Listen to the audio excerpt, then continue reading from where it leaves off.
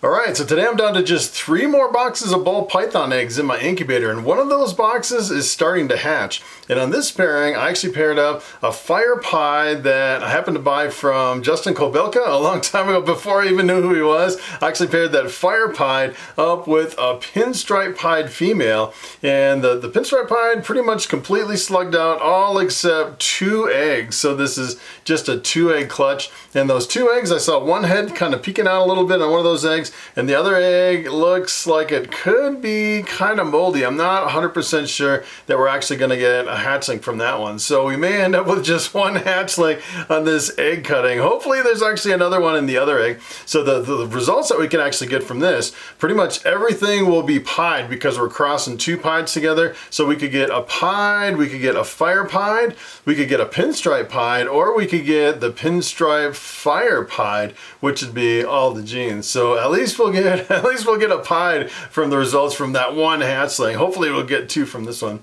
All right, so I'm gonna pull those eggs out of the incubator and let's check them out. All right, so here's a box of eggs fresh out of the incubator. So this was my pinstripe pied crossed with my fire pied.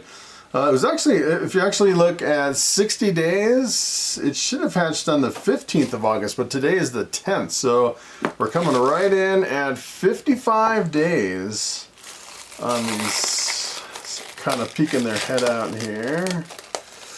All right, hey, take a look at that, yay! My moldy egg, it was kind of like a partial boob egg. It actually has a little bit of a head sticking out right there. So we definitely got 2 snakes. How crazy is that? That's pretty awesome. So it's kind of hard to tell what they are until you actually cut them open.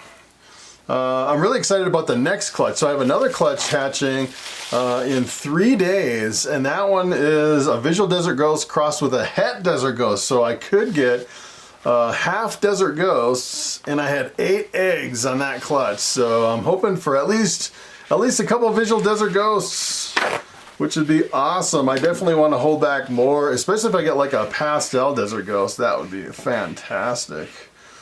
And depending on what kind of pieds we get here, I might hold back. I don't know. There's only so many I can hold back because there's only so much room here in my collection.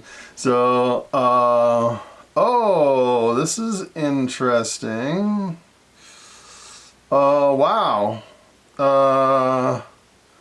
Take a look at that. So I actually had a snake hatched out with no eyes. Here's a weird one. It only has 1 eye, a one-eyed snake. Look at that. And this one has an eye on one side, no eye on the other side. Huh, that's interesting. And I recently found out if your snake has genetic defects, like if it's missing 1 or more eyes, 1 or both eyes, you can't post them over on Morph Market. They have a policy against it. So that's kind of interesting. So might have to sell this one on the side. I'll have to figure out what it is first. All right, maybe I'll do a video of snakes for sale once all my snakes are out. I'll kind of go through and show you all my different snakes, and then maybe you can do some kind of a messaging somehow for like this one. I know I have another one that it's a blue-eyed leucistic with a kink in the neck. A couple people are asking about that one. It was kind of struggling at first, that one with a kink, and it's really super skinny, but it did eat 2 live mouse hoppers, so that one looks like it's doing fairly good for having and it seems like the kink's not as bad as I thought it was. All right, let's take a look at this one. Of course, this one will probably have all the genes. Of course, with 1 eye. Oh, let's see if I can get in here. All right, so take a look at this. Pretty goopy in there, pretty goopy. All right, so I'm like butchering this egg. Usually I cut the eggs a little bit better than this. All right, so the pinstripe pied actually looks like a golden pied, and then the fire pied, especially when they're young like this, they're really super orange. This, I believe, is a fire pied. And after they come out of the egg and they hatch and they shed for the first time, they are like super bright orange. But as they age and get older, they kind of really fade. They're not really a bright orange. It's kind of like a faded out color as they get older. Which I didn't know when I bought my fire pied, but I think this one is just a fire pied. Too bad about the one eye. So yeah, it's kind of an interesting thing. That's the first year I've ever had eye problems on any of my Ball Pythons. So out of the hundreds, I don't know if I've produced 1,000 snakes already. Maybe not. Maybe 500, 600 snakes. I produced about 50 to, I think my best year was like 130, 150. Oh, look at how goofy this is. I did not think this was going to hatch. Look at how much mold is on there. That is nasty. There's just mold all over it. So if you get a moldy egg, do not throw it out unless you're 100% sure. You know, usually if you get a bad egg, you can smell it. It smells really bad. And this one, it smells like mold. It's pretty pungent, but it doesn't smell like, I almost need like rubber gloves for this one or something.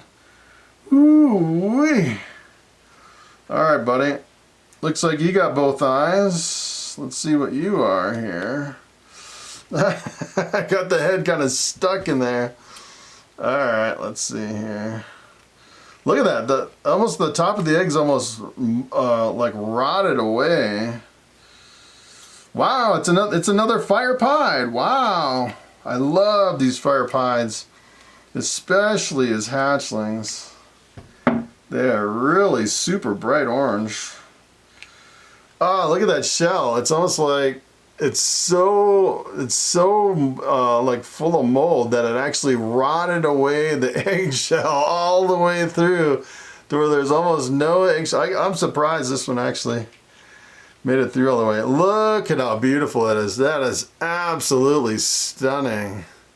That's a beautiful snake right there. Beautiful two fire pieds. Awesome. This one looks like it has some really good patterns. I'm going to kind of look at some of the other pattern here on the side. Looks like it has perfect pattern all the way through it. Beautiful, beautiful. That is a really awesome snake. Alright, so two fire pieds. That's kind of interesting. And one with one eye. I actually had the one with no eyes and I sold it. I actually just sold it. I decided not to keep it. So this one, I'll probably sell these both eventually. So for now, we're gonna put them back in the incubator and wait until they come completely out, and then we can take a closer look at them and see. Hopefully this one doesn't have any more genetic defects with the eye problem there. Usually, you know, with the Ball Python with just, you know, one eye or no eyes, usually there's no other genetic defects, so usually you don't have that problem. But I'm actually surprised in this one that this one was so bad and so moldy that it just like ate away the shell and it still came out a really nice snake. That is amazing. Alright, so that's pretty much it. Thanks for watching, and I will see you next time.